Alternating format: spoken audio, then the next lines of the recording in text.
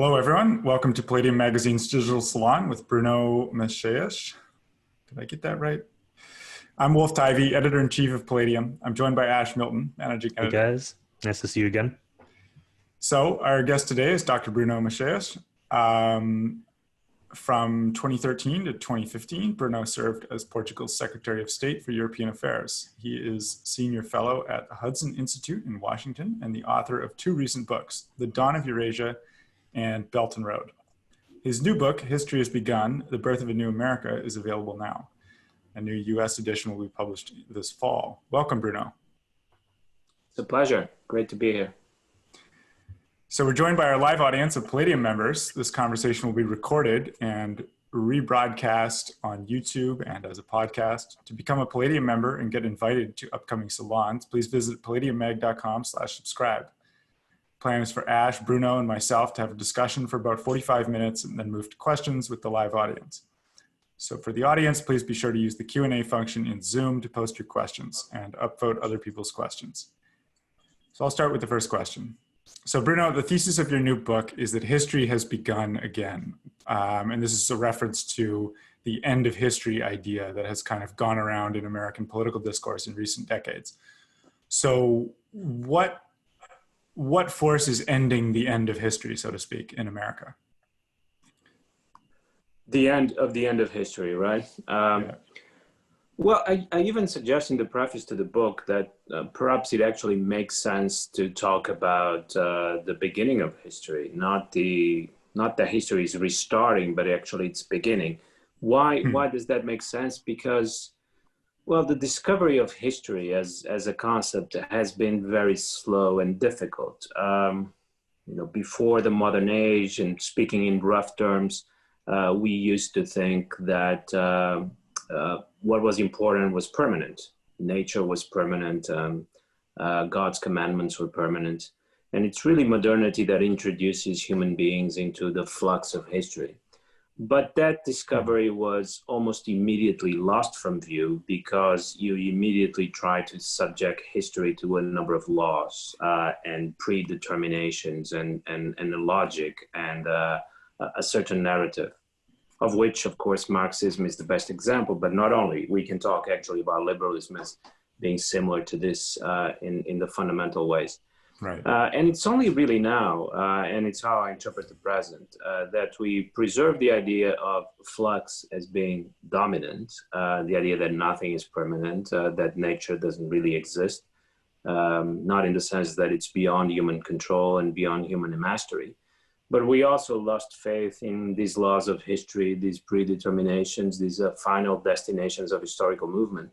So I think it's actually quite interesting to turn Fukuyama on its head and actually say history is beginning now, not coming to an end, and beginning for the first time, really.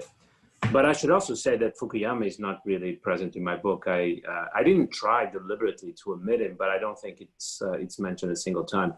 And the reason is, I really don't think that this is about Fukuyama.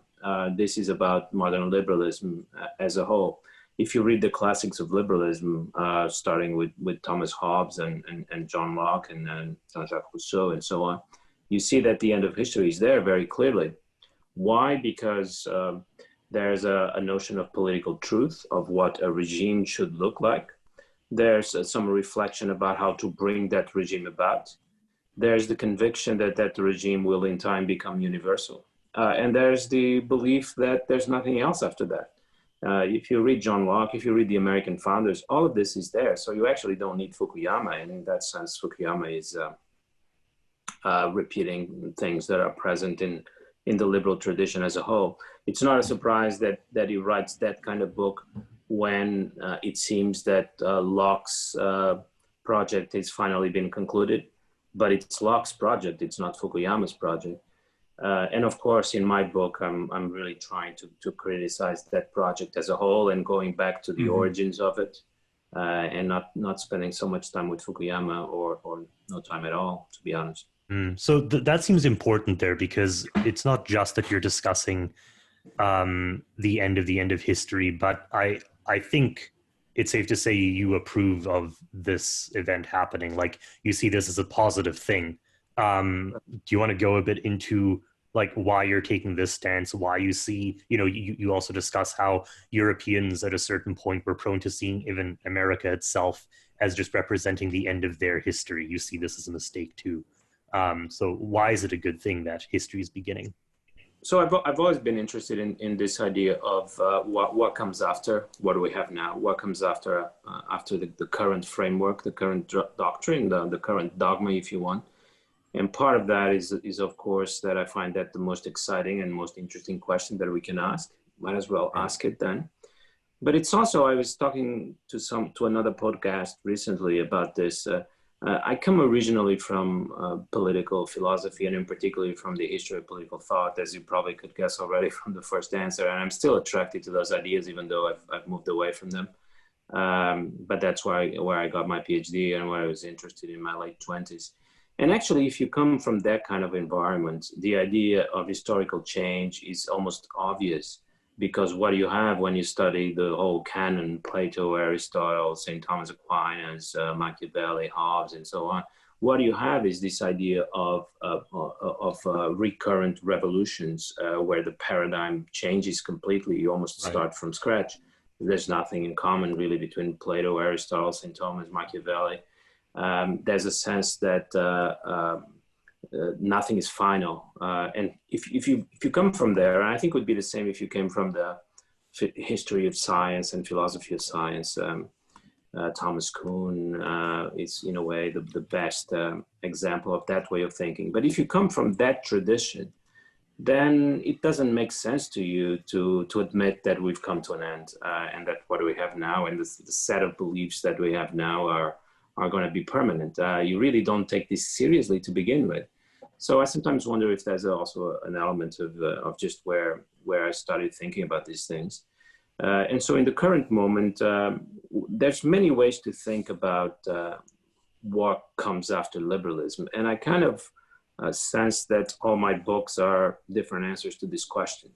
So obviously I was very interested in China because it seemed to me, and I think it seems to many people, that it's quite possible that one alternative to liberalism is being developed and conceived in China today, in contemporary China, and certainly never believed that China was moving towards liberalism or converging with liberalism.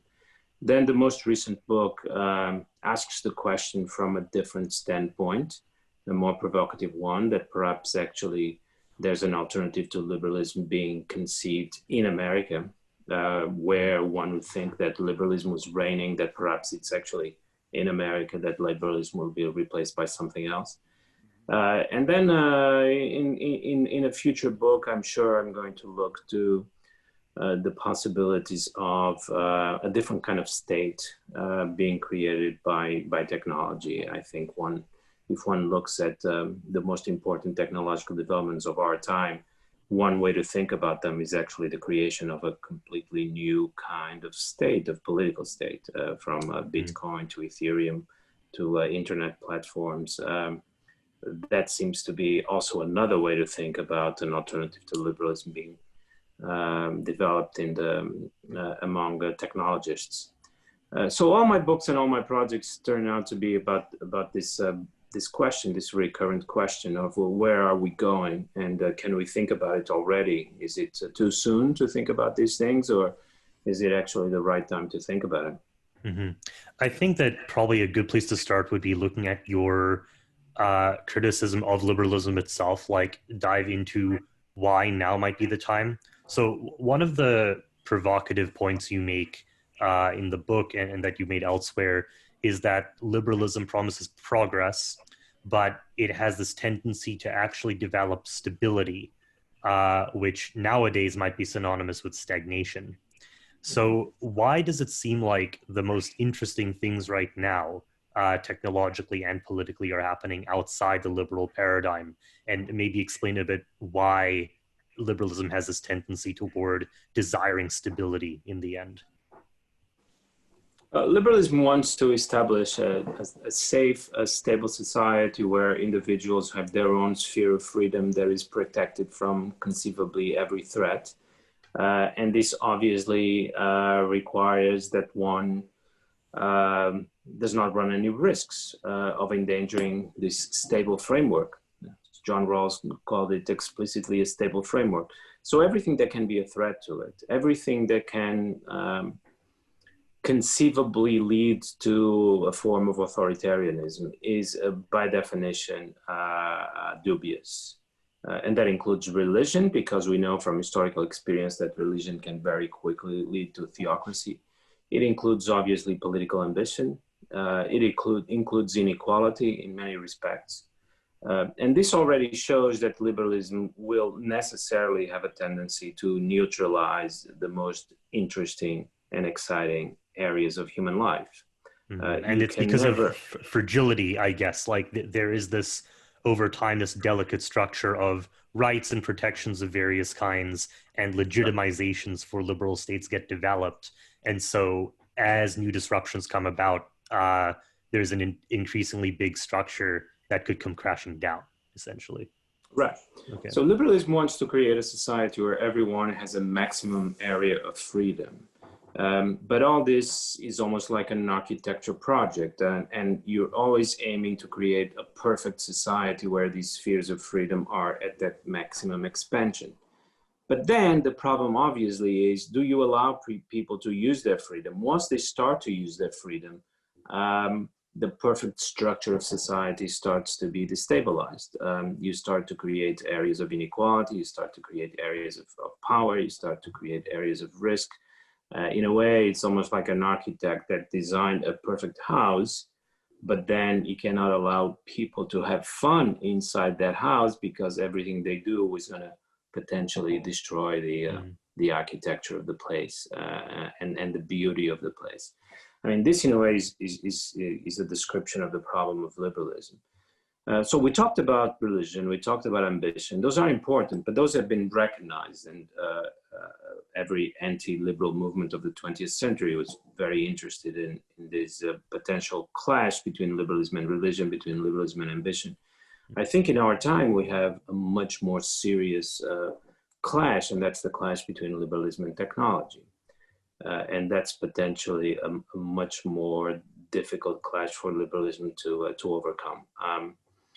What is the clash between liberalism and technology? I'm not even sure I have to go into that with this audience, but we see a lot of it every day, and it's becoming clearer that technology creates excessive power in certain areas of society. Technology creates inequality. Technology disrupts the basic institutions of society, from separation of power to the market to the public sphere, free inquiry, truth, facts, and so on. Technology is accused of disrupting everything that is sacred for a liberal society.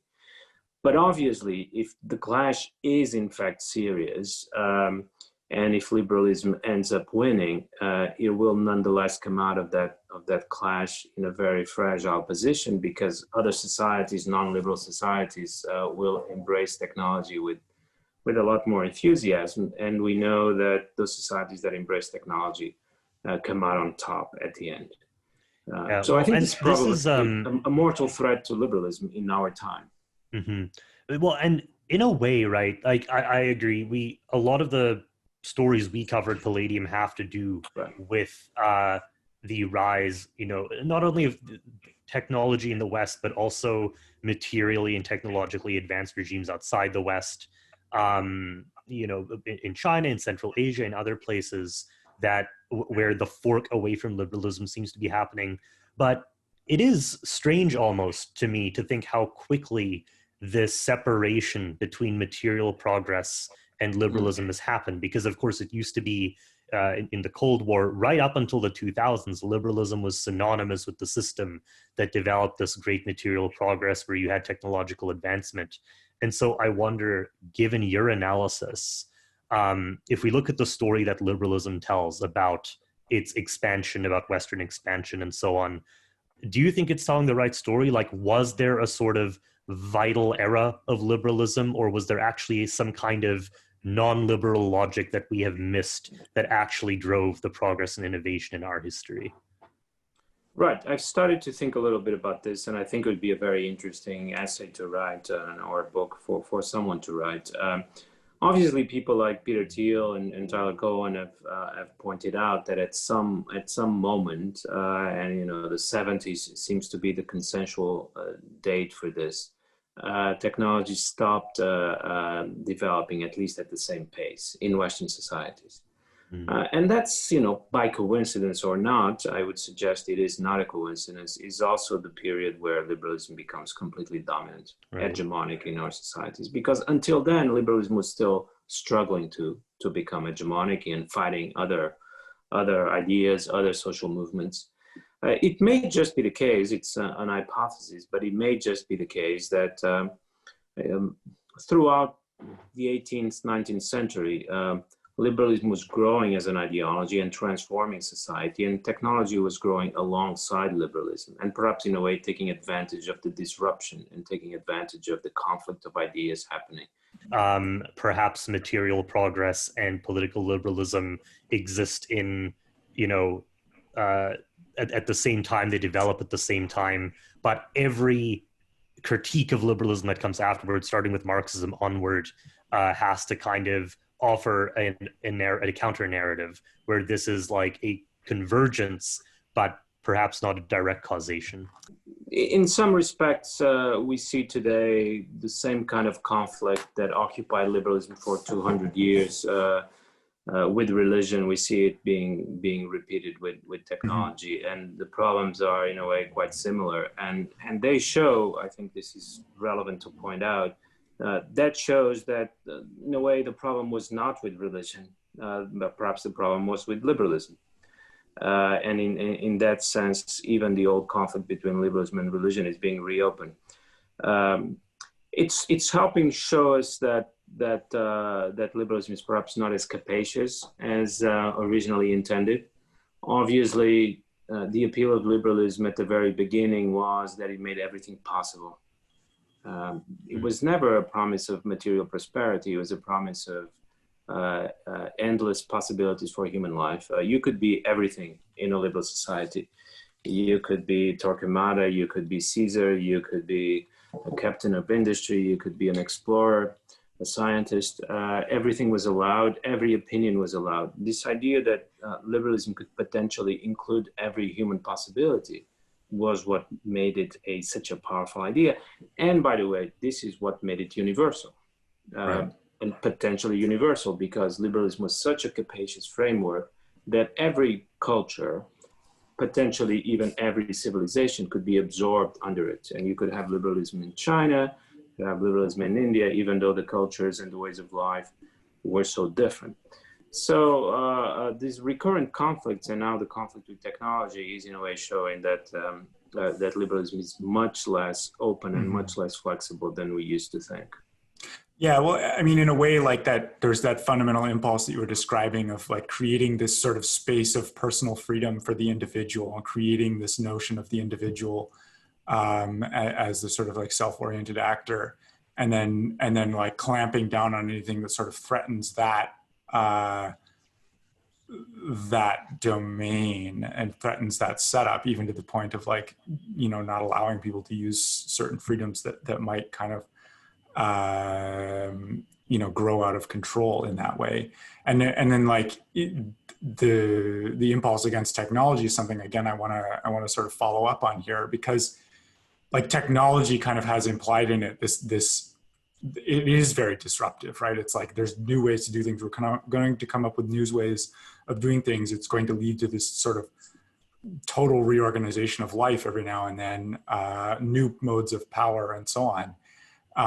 And it demands almost in a way this like very conscious, or at least this is one reading, it demands like a very conscious collective effort towards some kind of larger developmental goal. And that itself, liberalism kind of recognizes as like a hostile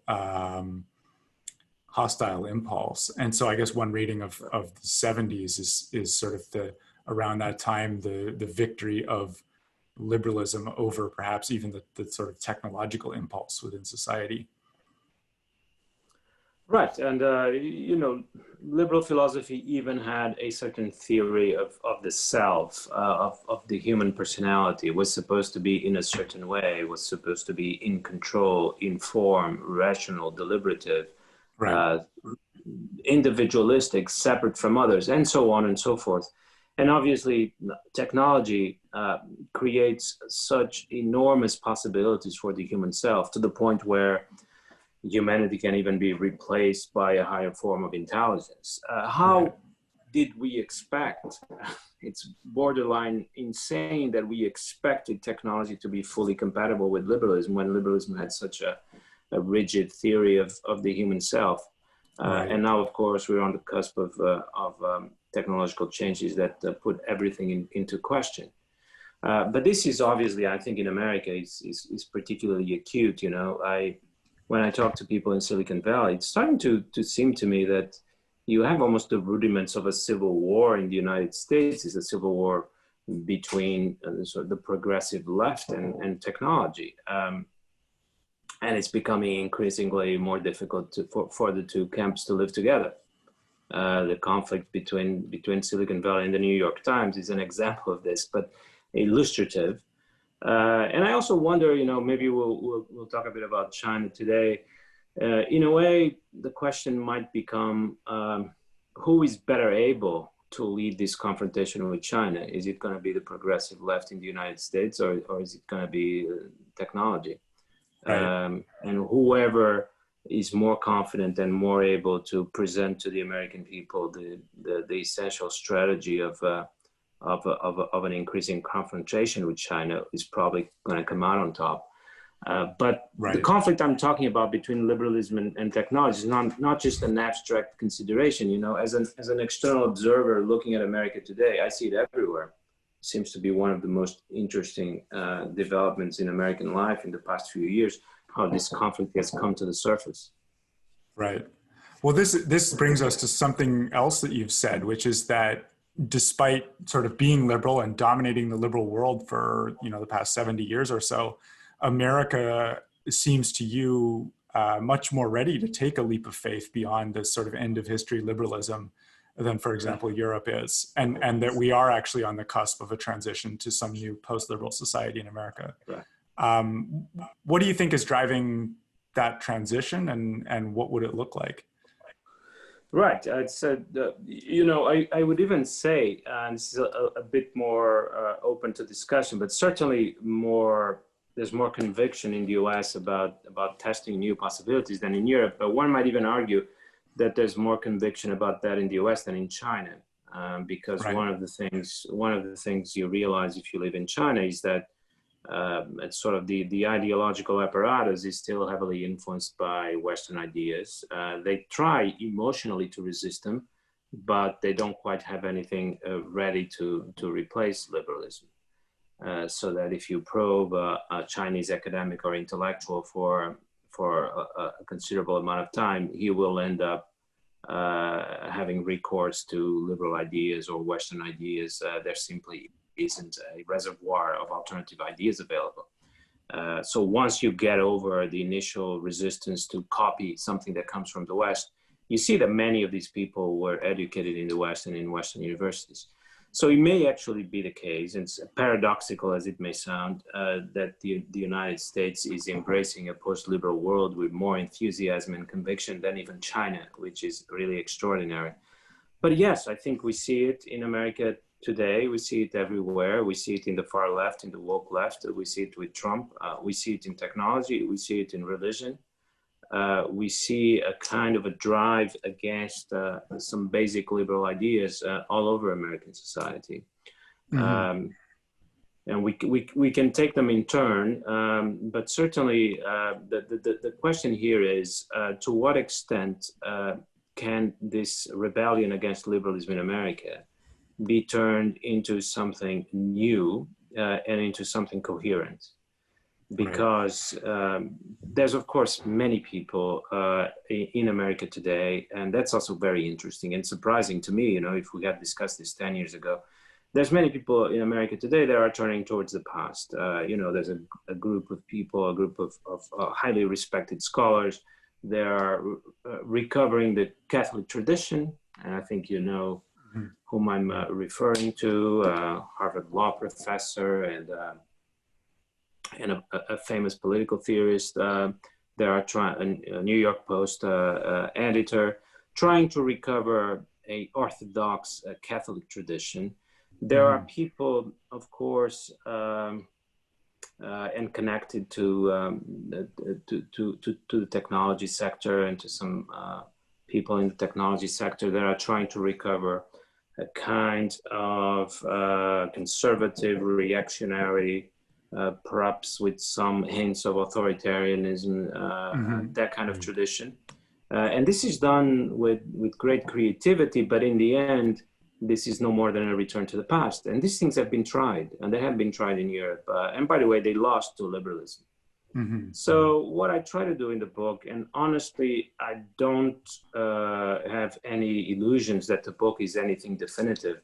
It's just the beginning of a conversation. But what I try to do in the book is try to present something that comes after liberalism, not something that came before. We shouldn't go back in time to what existed before liberalism, to these Catholic or reactionary ideas. Right. Let's try to build something that comes after, and not just chronologically, but something that actually incorporates liberalism, that learns from liberalism, that tries to overcome its flaws, but something that is genuinely post-liberal and something that is better than liberalism.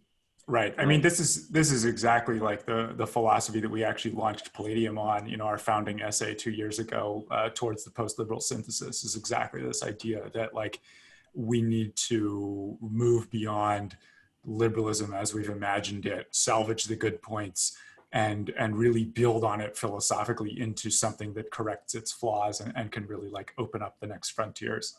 Yeah, I think this is an important distinction to make, right? What makes a tendency, what makes something like what is happening in China now post-liberal to me is not the fact that it has technology and exists outside the liberal order, right? It's that they have a very coherent, maybe we can critique the specifics, but it's a coherent analysis of why liberalism worked and an attempt to take the parts that worked but sort of rescue them from their stagnant forms, right? So a post-liberal viewpoint will essentially be, there's a reason we say that it's a synthesis. We're not negating liberalism. Liberalism cannot be negated. History does not work like this.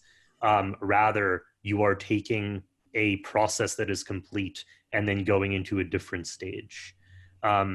I would actually like to bring up something that hasn't been mentioned yet, which is the appearance of like guardians maybe of liberalism. So my example here would be President Macron in France, who recently talked about, he invoked this idea of a civilization state and of a European civilization state. But his definition of what a European civilization state would be is the defense of kind of humanist liberalism, essentially.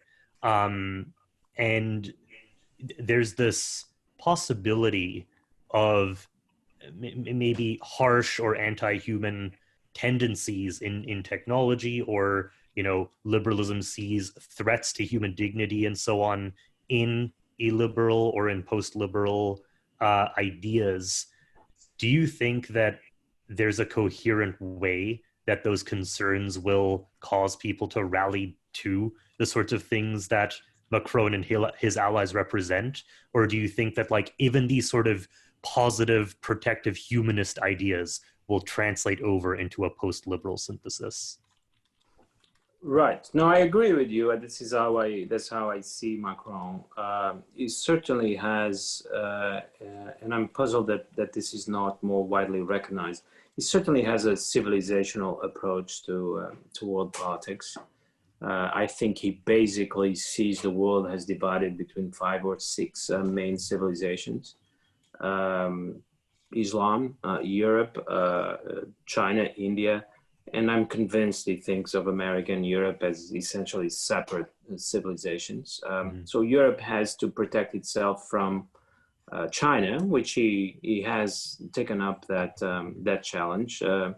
He has to protect itself from Islam, and I think he's most of the time rather obsessed about this, and also to protect itself from America, American power, and this comes through in his defense of a European army or an autonomous European foreign policy. Mm-hmm. Now, there's a difficulty here which may or may not be solved, but to try to preserve liberalism as not a universal, but a specifically European civilization is going to be very difficult, because the appeal and the force of liberalism was that it was universal, or it aspired to be universal. Mm-hmm. If you now say, well, we still believe in these ideas, but we just believe that they are ours, and they are valid, but they are only valid in Europe. They're certainly not valid anywhere else, and we don't even aspire to export them to China or to India or to America, and they're taking their own paths. It seems difficult that those liberal ideas, rarefied as they are, rather formal, rather empty, that they just allow for possibilities, but they don't tell you how to live. It seems unlikely that those ideas can survive once they are accepted as parochial, as limited to a specific region or a specific time. So I think that will be the challenge. It's not like everything is going to remain the same once you give up the universal aspirations of these liberal ideas, right?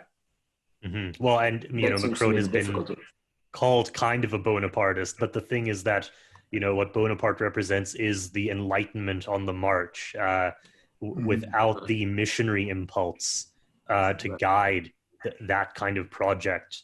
It suddenly loses a lot of its force, especially when the European Union already exists. Most of these European countries are already in this political order that's at least nominally founded on these humanist liberal ideas. So there's almost not much left to do if one takes that stance, apart from maybe shore up the defenses or the reactions to it within its borders. It certainly has been talking about protection as the ultimate political value, he's been embroiled in a number of problems that immediately arise if you take this civilizational approach. Because if we're interested in protecting and preserving European civilization, then the question is, who is a part of this? Who is a part of this European civilization, and who is not? Right. And this is a project that is almost necessarily destined to fail, because the borders are not clear. Very delicate problems are raised, for example, respecting Russia. Is Russia part of European civilization or not? And how can a politician answer these questions? These questions are, they don't have a clear answer. They may be debated for a long time, and people will have different opinions. So he's not being very successful in terms of defining the borders and the limits of this European civilization. He does seem to believe that Turkey is not part of it, and that perhaps Russia can be, not immediately, but in the future. But all this is extremely difficult, especially for a country that is not by any means dominant in Europe, to impose these views on everyone else. Many people in Europe are much more interested in working with Turkey than in working with Russia. But Macron seems to insist deliberately on the opposite view and trying to convince everyone of this. Well, you served as Portugal's Secretary of State for European Affairs, and have been traveling in elite circles for the last decade. So from that perspective, how do you see sort of like the ideas happening in diplomacy right now? Are they still dominated by these kind of like end of history managerialism sort of ideas, or is it making way for something else? Is it going to change? How do you see the development specifically sort of from that perspective? Like, where's it going? Right. There's a lot of developments taking place. Ideas are not very important, less than in the past, because the communication vessels between politics and academia have been almost completely broken. That was not true in the past. So a figure like Kissinger is difficult to imagine today. There's bureaucrats have taken over. Politicians are of a different kind, certainly less interested in grand strategy or geopolitics. So I think, it's difficult to know for sure, but I think even leaders of autocracies like Xi Jinping or Putin, all I know about Putin is that he's actually someone that is not particularly interested in grand theories. People tell me that what he reads compulsively is the reports from the intelligence services, and that's the only thing he really enjoys to read. So clearly ideas are not very important, but that doesn't mean that nothing is happening. There's the question of China. It's becoming more and more important by the day. There's the political revolution happening in America that we talked about. There's the future of Europe, which continues to be an incredibly ambiguous question. And I go back and forth with this question. It's very difficult to decide whether Europe might actually survive the turmoil of these decades as a beacon of stability, or whether Europe is heading for a political and geopolitical disaster. I think it's an extraordinarily ambiguous question and very difficult to decide. And the evidence points in opposite directions. But these three questions at least are calling for a decision. One has to know whether China will continue to rise and overcome the United States. One has to know whether what is happening in the United States is a collapse or a rebirth, which is the topic of my book. And one has to know whether Europe has developed a sustainable model or whether it is really not sustainable without a common army, without investment in defense, without a common foreign policy. So these questions will be as big as they can get, and they will be defined and decided very soon over the next 10 years. So obviously, even though ideas are not in charge, there's a lot to think about, a lot to talk about, a lot to write about. Yeah, I think that before the Q&A, I would like to touch on China briefly. There's a lot we can go into here, and we'll probably go into more in the second part of the discussion. But maybe just as a starting question, the relationship between China and liberalism here is interesting, especially with the party going to pretty great lengths to theorize of itself as non-liberal. And so China has thrown itself, on the other hand, into this economic growth through the trade systems that the liberal powers set up. But there's this other interesting tendency where you've talked about how liberalism becomes obsessed with stability. It fears instability. China, likewise, though, has a strong fear of instability, rather, maybe on slightly different grounds. So given that, I'm interested if you think that China's path could ultimately resemble Europe's in the sense that maybe its need for stability at some point, maybe when it has this stronger, wealthier population, that the need for political stability will start to outpace its tolerance for economic or social disruption, the way we have seen in Europe. Well, it's a difficult question, and we can look at it from different sides. My experience in China, I lived there last year for a year, is slightly different. So of course I would agree with you that there's a certain drive to stability, but we're really not talking about that. It's a society that has embraced technological change with real gusto. It's a society where, there's some banners, propaganda banners in Beijing on the streets with the slogan, let go of the old, embrace the new. And the immediate purpose of those banners is to convince people to accept these urbanism projects that demolish the old wutongs and build new streets and compounds. But it goes beyond that. And it goes back to Mao and the idea of destroying the old. It's a society where there's a lot of dynamism. It's a society where there's competition, there's ambition. Of course, people have to stay out of politics, but that doesn't mean in some respects it's similar to the United States. It's a society where everyone, a young man, a young woman, wakes up in the morning expecting to be a millionaire by the end of the day. It's a society where technology is in charge. They do subscribe to this strict Marxist idea that the engine of history is technology and not politics. It's the means of production. Mm-hmm. And so, ironically, by embracing dynamism in the technological sphere and by limiting dynamism in the political sphere, if Marx is right and change comes from technology, it's a society that is open to change, even though it is close to change in the political arena. Open to But they might not contradiction regard that, too, perhaps. In what sense? So, for example, although China has implemented a fairly coherent ideology of planned markets, especially when it comes to really significant innovation, there is this natural tension here between the power of markets to act and the central plan. And I think that when I've talked to people looking at Chinese theory about this is not only recognized within China's economic theory, but it's actually a feature. They see these contradictions as actually being a driving force in society and in history. So Tanner Greer wrote something about this at Palladium. So a contradiction can be desirable at this point in China's history, though I'm not sure whether it will be able to permanently hold that position.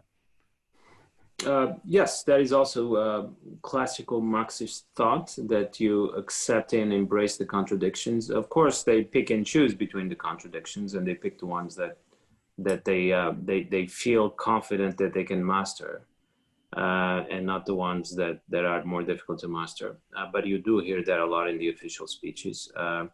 The contradiction that they regard as the fundamental contradiction of contemporary China is the contradiction between the means of production and the desires and aspirations of the consuming class. So the economy still does not produce everything that people want to have.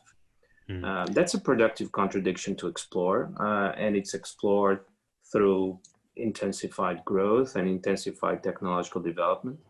But that's the contradiction they think they're navigating, but they never get into other areas that might be more delicate to master, and never openly discuss those other contradictions, which may be discussed in private. But we probably don't have enough time to discuss China in detail. Sure. Well, we'll probably get into it in the Q&A as well. In the Q&A, okay. So, I would be interested to hear when it comes to America, you've pointed out these embryonically post-liberal currents in its society. What do you think America's comfort level with contradiction is? It's there. It's never as clearly explained because, of course, the ruling ideology is not Marxism, Leninism. But the contradictions are there. I see America, let me finish with this because it's almost the central idea of the book. I see America as trying to solve one specific contradiction. And we talked a lot about it, so this is a good way to finish. So liberalism neutralizes many spheres of life and reduces the intensity of many experiences of human life. Something that is obviously in contradiction with human aspiration because, as I point out in the book, it's quite interesting to notice this contradiction, which I think is the American contradiction that Americans are interested in exploring.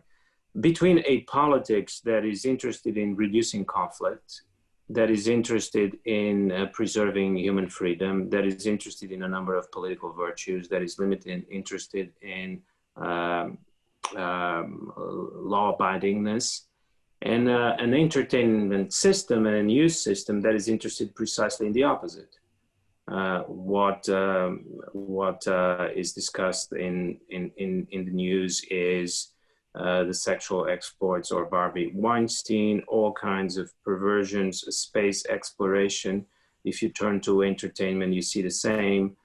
So it's certainly a schizophrenic society in the sense that in politics, we do not allow for any extreme experiences. Even Trump is too extreme, even though Trump is not a dictator, but even Trump looks like a dictator to the liberal consensus. But then when you turn to news and entertainment, we are interested in those extreme experiences. So how do we solve this contradiction? And I think American society, as I see it, has come out with a very ingenious solution to this contradiction, which is to allow for the full range of human experience, but to allow for it at the level of virtual reality and not at the level of reality. It's sort of a theme everything park. can be, Exactly. America is a theme park. Everything can be simulated, everything can be rehearsed. So one can have the Chinese Cultural Revolution in Portland or Seattle, and one can have a fascist dictator in Donald Trump, but they're not supposed to actually become a fascist dictator or to actually become Mao's Cultural Revolution. They're just supposed to be LARP. Spectacle, yeah. Role-playing spectacle. Now, this would be criticized by many people, of course, especially if they're still committed to the old way of looking at things. But you have to recognize that it's a very ingenious solution to the problem. Particularly if you have sufficient immersion in the experience, it's almost like having the real thing without the dangers of the real thing. Also true of religion, because religion in America is experienced with such a level of immersion that it's almost like religion in Iran, but without the danger of actually being ruled by theocrats or being ruled by Sharia law. Right. You have the best of both worlds in America. But this is just a long way to answer the question of what is the contradiction. There is actually a contradiction. And it's a contradiction between a politics of safety and the aspiration towards extreme experiences. And I think America is actually in the process of trying to solve it. Interesting. I think on that note, we should jump to the Q&A. Wolf, do you want to get Yeah, sure. I'll take the first one. So Vitalik Buterin asks, regarding liberalism versus technology, one of the things I've been noticing recently is the growing deterioration of the view towards technology in science fiction. So for example, the techno-optimism in 1960s Star Trek versus Black Mirror and dystopian narratives now. Yeah. It would be interesting to hear your thoughts on where sci-fi is going and where it could go. This is all very related to sort of this whole question of spectacle as well. No, absolutely. I can only agree. It's very striking. You know, if this hasn't been explored and written about, it should be. It's not surprising, particularly if you agree with what I said before. You know, remember also that science fiction and science fiction on television, in the movies and in print is written not by technologists. It's written by people that come from the humanities. And so it's essentially written by people who have subscribed and been raised within a kind of a liberal environment. So it's not surprising that when they turn towards writing about technology and writing about the future of technology, writing science fiction, it's not surprising that they take a skeptical tone towards it. But it's really quite remarkable. I think it would be very difficult today to find a genuinely optimistic view of technology in science fiction. I can't think of anything. It would probably be derided and ridiculed by reviewers and by many readers. Today, the educated opinion seems to be that only bad things can come out of technology, and everything else is regarded as extremely naive. I'll move on to another question. So from Chelsea, what is your recommended methodology for investigating sort of the ideological changes we're talking about and how they're playing out in the world? So put another way, what tools do you use? What information evidence do you look for? And what do you find the most compelling when doing this kind of work? Right, yeah, good question. Well, you have to read a lot, but you have to read in a certain way. You know, you have to go beyond the way of reading as a student. I think this is a skill that should be taught more often. You know, we're taught how to read in a very disciplined way. It's still coming through because the image is frozen. We can hear you. I can hear you. Yeah. I don't know if you can hear us. Yeah, you can hear me well? I can hear you well. Okay, so you know, we're taught to read and to study in school, but then we have to get rid of those habits and not read and study in a disciplined way. So you have to pick up a book and just scan through it, look for what you're interested in, and not be fixated on the rest. You have to consume huge amounts of information, but in a very critical and very utilitarian way. Let me put it that way. So it's important to do that with, for example, what's being written in contemporary China by Chinese authors. Always read those authors, if you're deliberately looking for how do Chinese authors think about these problems in a different way from Western authors, there's nothing better than to consume huge amounts of literature, but do it in a very utilitarian way. If you're reading something and you're not getting anything different from what you'd get from a Western liberal author, just move on. But eventually you'll find something interesting that'll get your brain working. Talk to people on the ground, long conversations with intelligent people in China or in India or in many other places. They are struggling with these problems. Again, with a kind of detective approach where you're looking deliberately for entries into a different way of thinking. So it's important, have a 2-hour conversation, and at some point there's going to be a clue to a different world, a different way of thinking. And then you have to push against that clue and really flesh it out as much as you can. And never miss those clues and those opportunities. So that's basically my approach, to sort of very deliberately force yourself to think in a different way. Traveling is important. It helps if you do both at the same time, as I did for my first book, then that's ideal. If you're traveling in China and reading Chinese literature, Chinese political philosophy. But of course, traveling is not going to monuments. It's trying to meet as many people as possible, as many interesting people as possible, and have discussions. It's not going to the local market or going to see museums are good, but not going to see a monument. It's not how you're going to learn about different ways of thinking and different ways of reacting to the world. I'm interested to hear to what extent your career in diplomacy and government changed your method of how you go about your research. Like, did you, for example, find books less useful, or did you actually find them more useful? Things like that. Well, the good thing about being in government, in particular being in some high-level meetings where I would be with our prime minister or representing our prime minister, it's just that you become aware that what's happening there is really not that important, in the sense that it's very bureaucratic, and the important developments are often happening elsewhere. To the point where if you give me the opportunity of talking to a prime minister or talking to a high-level officer in the intelligence services of a given country, I would choose the latter without any hesitation. So, what it taught me is not to waste time with things that are relatively unimportant and not central.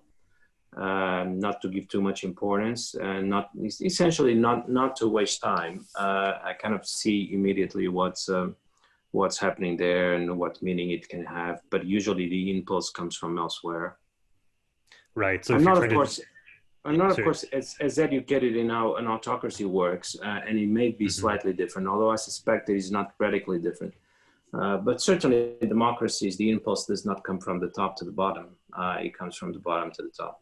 Right. So maybe the person you want to talk to is someone who is like high level enough, I don't know, perhaps a department head or something, where they have like a top level picture of a very specific area, but not so high that they're just getting, third level reports that have been flushed out of all the actual problems or unexpected circumstances.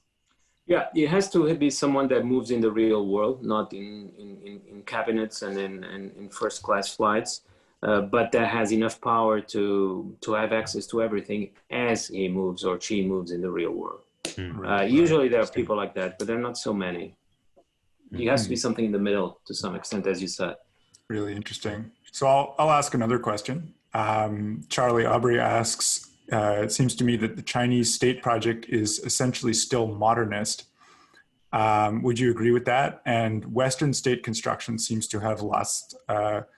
can no longer be modernist for reasons that we've been discussing, the failure of universalism, and I think also implicitly here sort of the postmodern philosophical developments.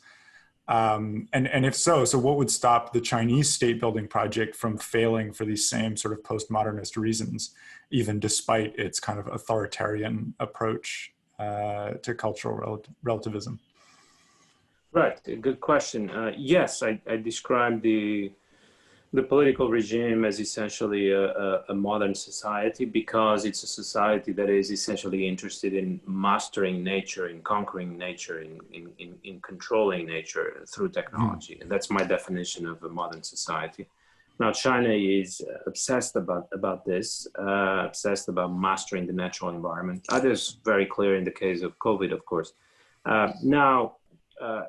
There's a question which I think is a genuine question of what China will be able to do once it completely catch up with the West, because there's no doubt, not so much at the level of copying technology or importing knowledge, but at the level of providing a certain goal and drive to Chinese society. What seems to hold Chinese society together is this goal of equaling the United States in the first half of the 21st century and overcoming the United States in the second half. And that without this, it would be difficult to see what would hold Chinese society together. So once these goals are approached or are close enough, certainly one can imagine that Chinese society would lose its drive and it would lose its unifying power and it might enter a crisis. It's very obvious for those who live in China and talk to people in China. This is what, in the end, decides political questions. Whatever helps China become number one is what is adopted. And this is what the discussion is about. Interesting. Go ahead, Wolf. Yeah, so it's just like sort of this kind of relative orientation. It's like in some sense almost mimetic, like copying or defining itself in reference to this sort of external power of the United States, and then just saying, oh well, we want to overcome that. We just want to be better at what they're doing than they are, but without necessarily. So I don't think it's mimetic to the point where they would be copying Google and not coming up with anything new, which they have by now. Not mimetic in that literal sense, but certainly mimetic in the substantial sense of wanting to be as powerful and as successful as the United States, even if they find different ways to do that, and certainly different technologies, which they're quite capable of doing. I want to ask a follow-up here. We've discussed China and America quite a bit, but do you think of Russia as a modern state in this sense? On the one hand, I've seen analyses of Russia's political style, especially as postmodern. You somehow have like post-Soviet and Russian Orthodox and kind of revanchist currents all existing at once. This seems to be postmodern to a degree. But on the other hand, Luka Jukic wrote recently at Palladium a fairly good analysis looking at how all these currents are kind of coming together in something like a Russian nation state, which actually is a very modern political form. So where does Russia fall on the spectrum for you? No, I also consider Russia fully a modern society. That was the process in the 19th century and the first half of the 20th century. We should never forget that modern societies come in many different shapes.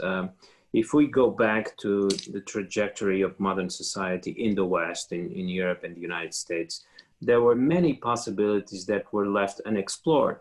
You have to build a tree with different paths, with forking paths. And it's just in the nature of historical development that Western societies, let's say in Europe, could not explore all the paths. So it's certainly the case that Russia explored a different path, and it's still exploring a different path, and China is exploring a different path. But they could have been our paths, incidentally.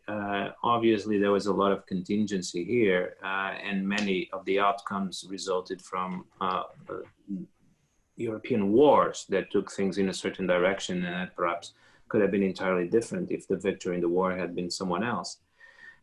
So modernity is certainly not a straight line. That's another preconception that we have to get rid of. It's really a garden of forking paths, and Russia is somewhere in that garden. Russian society today is very different, but one can see, even if we go back to the tradition of political thought in the West, to these authors that I talked about at the beginning, one could see at some points it's quite easy to see possibilities that they are suggesting or exploring, or sometimes just suggesting in passing, And they are possibilities that different political regimes have explored. And Russia is one of them. You could try to figure some theoretical background for what is today's Russia, and looking back to even political thought in the West. It just happened that we didn't pick that path, but Russia, for reasons that are in some sense contingent, ended up where it did. Mm-hmm. I'll jump onto another Sir, do you want to follow up, or yeah, I no, can jump into another audience question?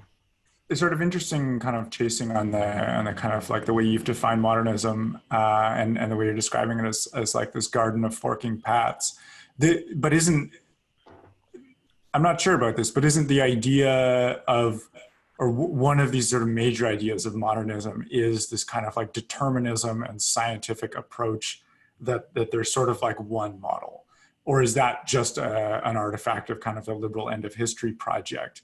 Yeah. But like is the idea that there's sort of these many different paths and that we sort of choose to go down one or the other, often contingently, isn't that more of a postmodern idea in a way? I think, if you are on one path, you're naturally inclined to think that's the only one. Mm-hmm. And in particular, if the societies that we're talking about become so powerful that they can actually impose their will on other societies, that does carry the disadvantage that you're not forced to think in different ways, and you do tend to regard others as failing. And that, of course, was the fate and, in a way, the tragedy of the West, of Europe and the United States throughout the 18th and 19th century, that this abundance of power helped them close their minds to different possibilities. I believe that in a way started to change, and not so recently, but probably decisively with nuclear weapons.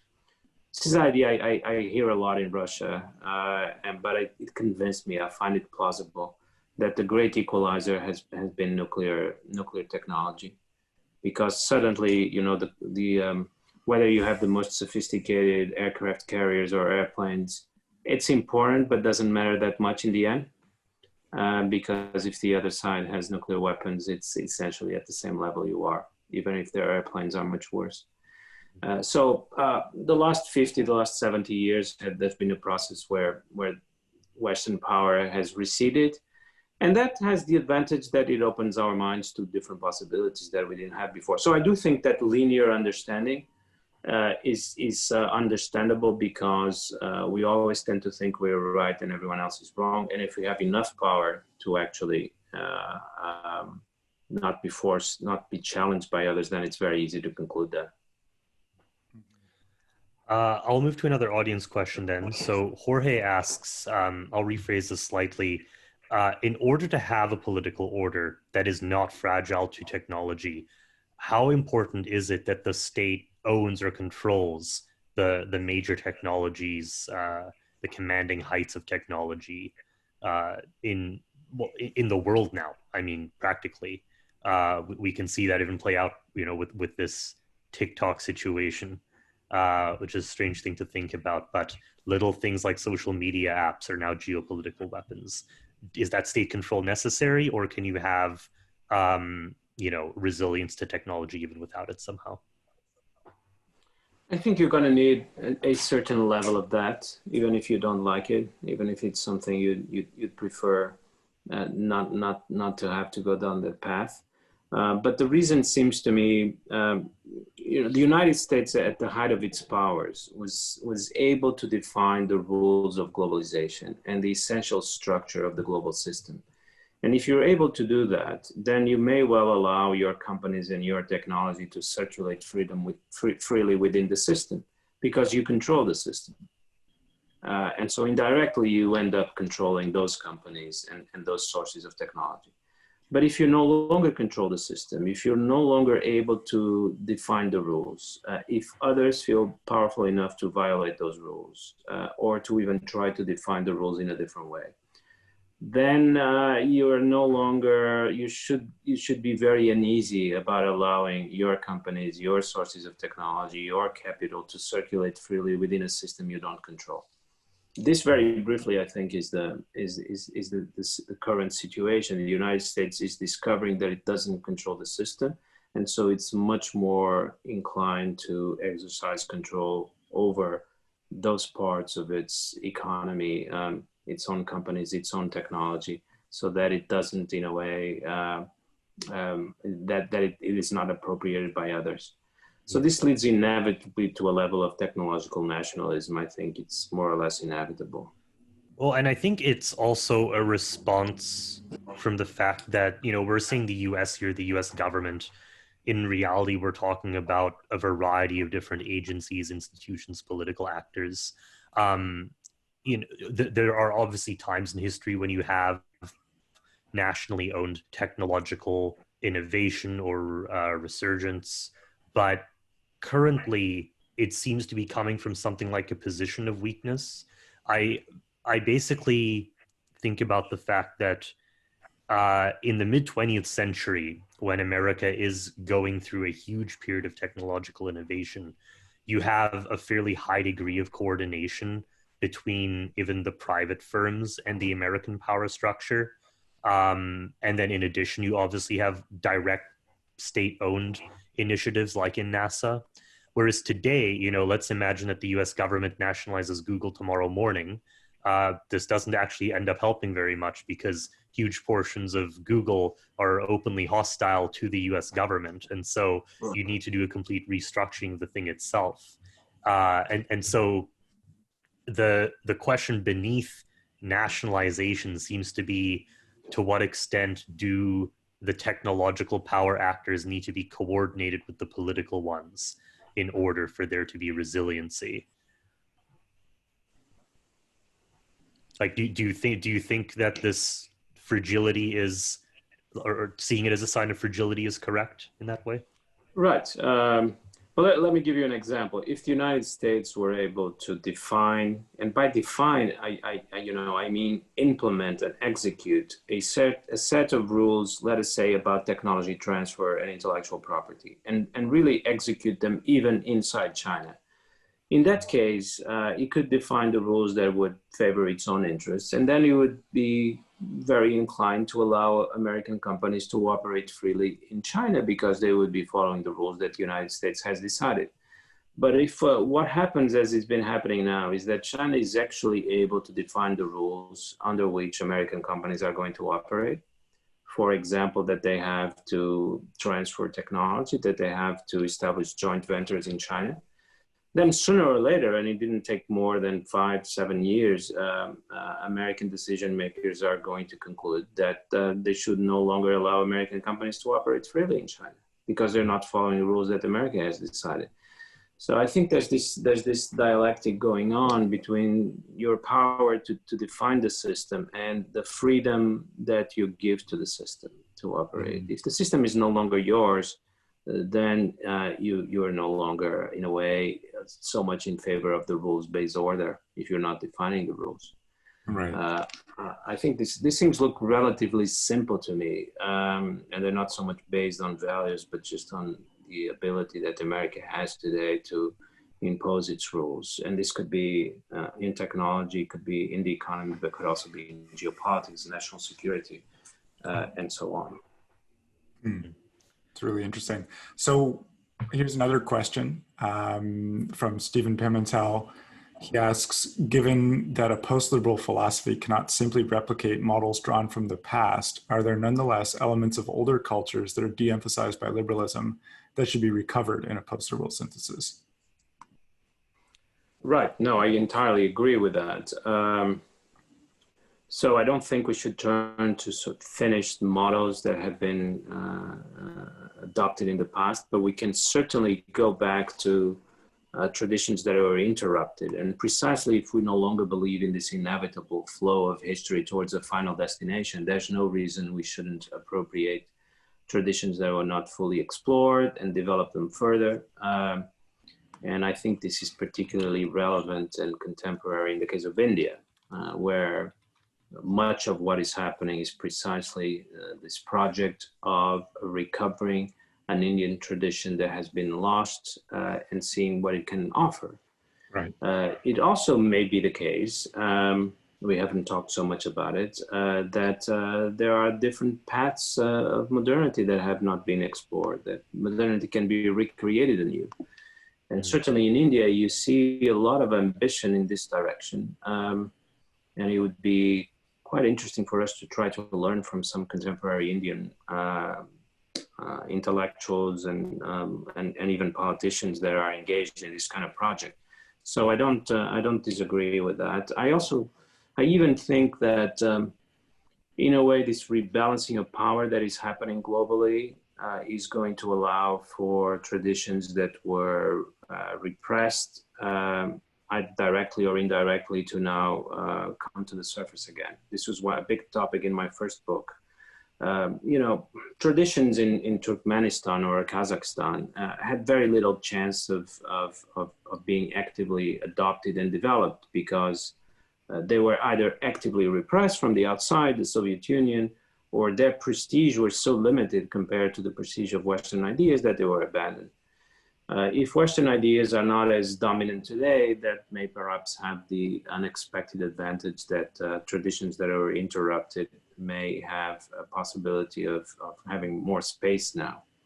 So that's not what I meant by the idea that we shouldn't adopt. I was particularly interested in not reopening battles from the past, not going back and fighting the war between religion and liberalism again. Right. So seeing the traditions in light, like see what the light of modernity, so to speak, casts on them, how they can, what they tell us today, something like that. So reopening history, but not repeating it. It's an interesting question. It's forcing me to think about. Obviously, there's a distinction here that I'm striving to make. But that would be the main idea, that we should reopen history, but not repeat it again. Yeah, I've got some follow up on this, Ash. Sure. So I think the distinction you're making is a sound one. Basically, like the difference between just trying to sort of take this completed system from the past and go back to what you mentioned, the Catholic or reactionary impulse there, versus I think what we're talking about here is something more like mining the past for particular insights or particular social technologies or particular orientations that were abandoned, but they don't constitute sort of a coherent system as much as like little parts that you can take. And I have in mind here things like, ideas like teleology, right? Like what's sort of the overall order of the universe and so on. Like maybe we can start talking about that again. Ideas like dharma or natural law, speaking of the India example or a Western example, sort of the idea of deriving morality from kind of your role in this larger organic system that has this sort of natural way of doing things. Other things, ideas around the family, ideas around fraternity. There's sort of all these ways that liberalism has kind of reduced these questions to just questions of like, what's the law about how you're allowed to treat other people as kind of like political equals and so on. But if you open things up beyond that, you find all these sort of older ideas become interesting again. Mm-hmm. Right, and by the way, there's a difference between, let us say, actually, Catholicism is something that liberalism actively engaged with for 2 centuries. Right. We should be more interested, I think, in those traditions that liberalism completely ignored. That's, I think, where there's going to be a real wealth to be mined, not in paths that are already taken, but in paths that were not taken. What do you have in mind there? Well, again, India, I think, all this is, I'm captivated by this idea that Indian traditions have simply disappeared because it's a civilization that was subject to external invasion for perhaps 600, 700 years. Successive waves of invaders that were quite interested in actively destroying those traditions. So it's going to take a long time, but both Indians and other people that are interested in this have an enormous reservoir of 4,000 or 5,000 years of extraordinary cultural, political wealth that we barely know about. Right, and the particular Indians don't know about. the particular traditions there being sort of like the old Hindu, the Vedic, the Buddhist kind of traditions. Right. I'm particularly interested in Hindu traditions, and so I've started to read a little bit of Vivekananda, and there's interesting books being published on him recently over the last 2 years in India that help you get into it. Mm-hmm. It's extraordinarily sophisticated, and it's something that we're just not sufficiently aware of. It's a challenge to modernity as a whole of enormous sophistication. So it's well worthwhile spending some time with that. Right. But there, Great. there are many other examples that one could give. So much that has been lost precisely because of this sense that we're moving in a straight line towards the future, and everything around could be ignored. Yeah, I think an important aspect of this is that traditions that were outside of liberalism and its battles, rather than just seeing how modernity or how liberalism can view those traditions, maybe if we flip that relationship, let's see how they view liberalism. This can give us different accounts for how modernity itself unfolds by looking at what these traditions have to say about it. And I was kind of making the point as well that even within the Catholic Church, which, as you point out, has this historic relationship, the demographic surge in the Catholic Church is now in the global South among populations that were left out of liberalism as historical actors in it. Even the current Pope is kind of bringing these peripheries to the fore, is confounding some of the dichotomies that we're used to. The other interesting element that I see here is what I think at Palladium called neo-traditionalisms before. So I recall a piece that was written about Japan and how, the chronology of Japan, these era names that they have based on the emperors, were in the past based on Chinese classical literature, but are today Japanese. And so they've actually, this can be presented as like a return to some kind of a tradition, but in fact, it's a modern development. And so you get these modern things that are presented as traditions, but are not. Both of these, I think, are very useful for this kind of project. We can go on to another question. Vitalik has a second question here. Is the EU's future an either or question?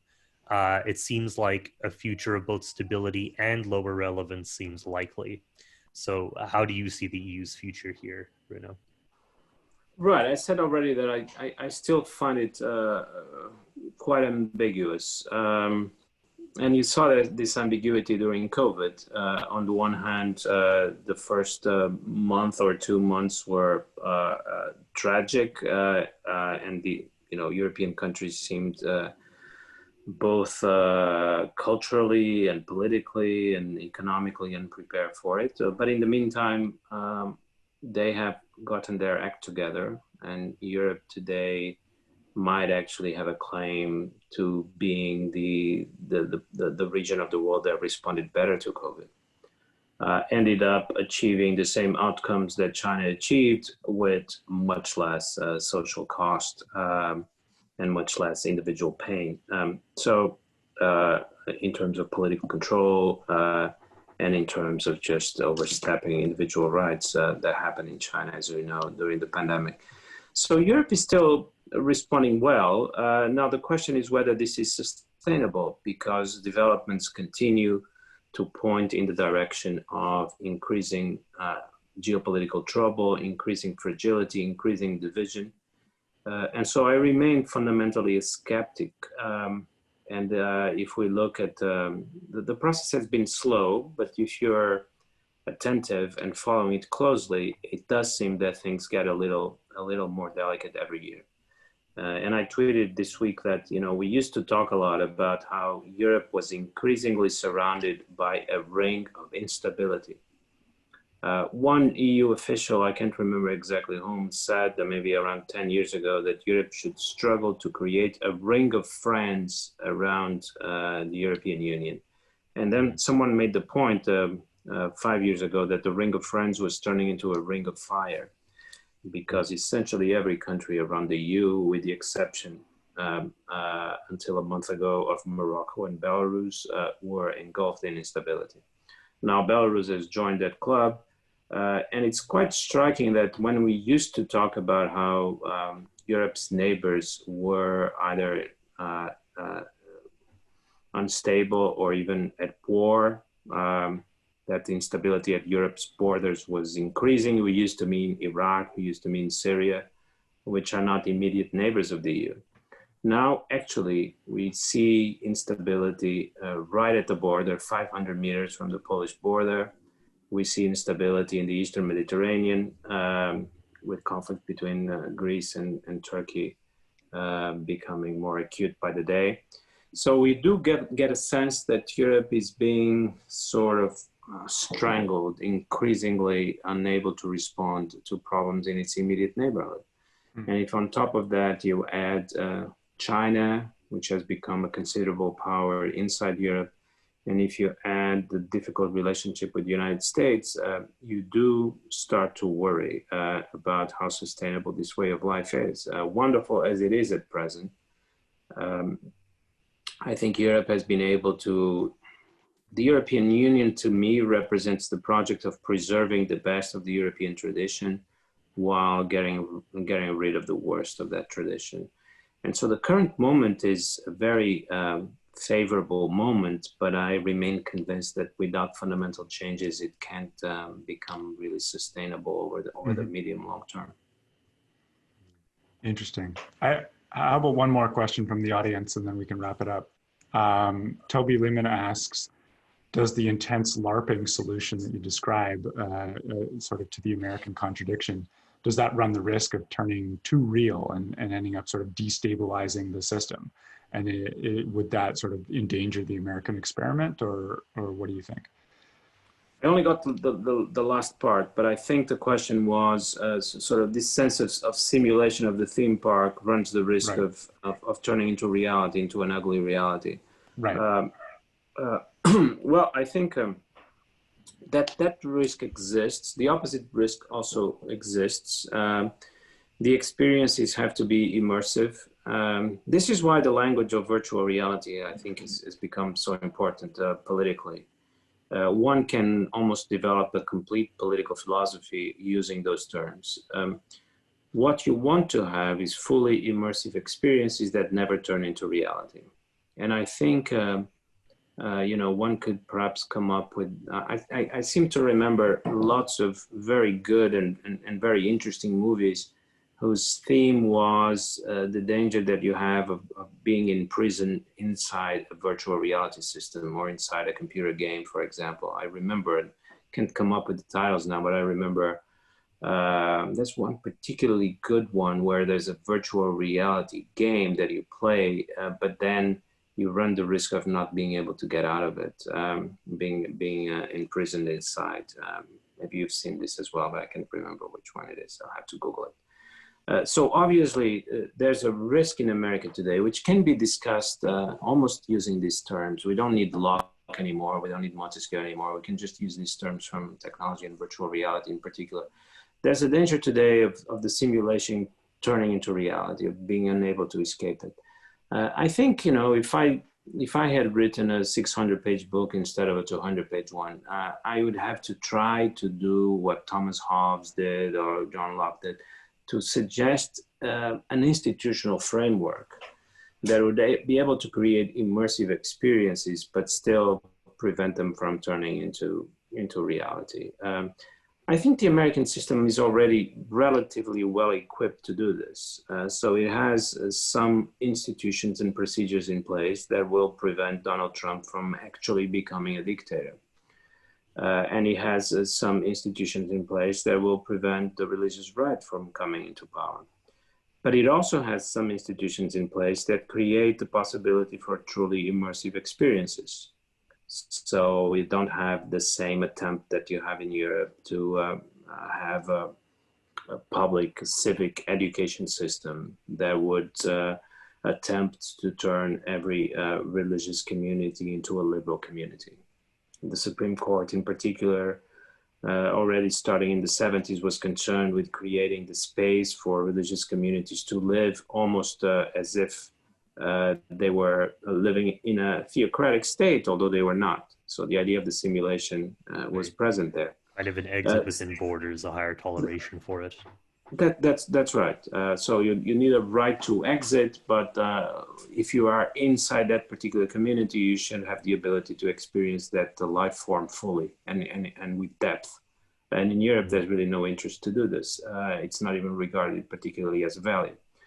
I think guns laws and Supreme Court decisions on religion, the death penalty, they all show there is already a certain institutional framework in America that is really aimed at creating a deeper kind of experience outside the liberal paradigm. And now you have, I think, to fully develop this institutional framework. It would be good if other people got interested in this project, and one could, first of all, develop a fully fledged theory of what we're trying to do here, and then start to develop a kind of an institutional framework that could be grafted on top of what is already there and start to push the American regime in the direction of something like this, which is a promising possibility for a political regime. You know, sometimes I am convinced that this could happen, and this is actually happening already. You know, we see in the news every day what is happening on the far left.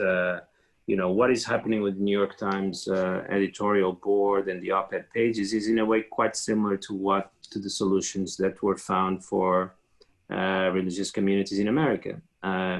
You might want the New York Times to be to exclude other ways of thinking so that you can create within the New York Times a higher level of conviction in a number of ideas. And you're not trying to build neutral ways of life where everything is the same. So why not try to develop this and accept it? I'm not so disturbed by the idea that New York Times might become hostile to different ways of thinking, provided the American society as a whole has many different experiences and they are not seen as contradictory. What is the problem if the New York Times becomes limited in its outlook? In a way, it might be a good thing if they give up their pretensions to neutrality and universality. Right. And other newspapers and other communities will pursue other possibilities. The model for me is, in a way, a theme park, perhaps even better, you know, the movies or television. Each channel is pursuing a certain possibility and they all live together in the sort of the television framework is very capacious.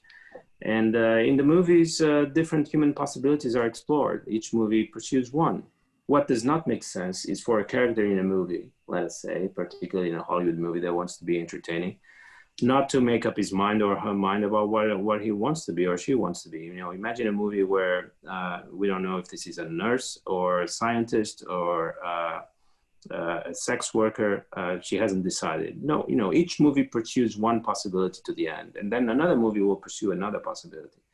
And I kind of imagine a society that could be American society of the future, where different possibilities are being pursued to the end fully in different places of American society, and that's not seen as contradictory.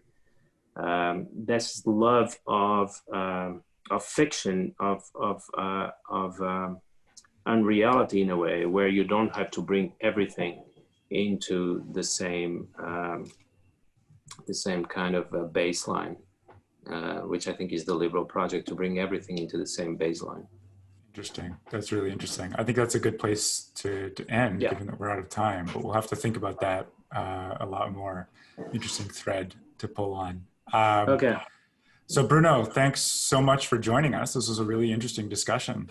I think we'd love to have you back.